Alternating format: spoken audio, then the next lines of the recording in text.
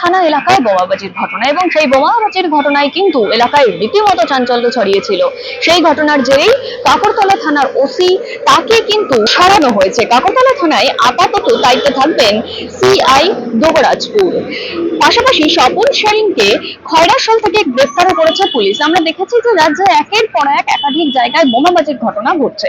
আমরা দেখেছি যে কল্যাণীতে বাজি কারখানায় আগুন ধরে যায়।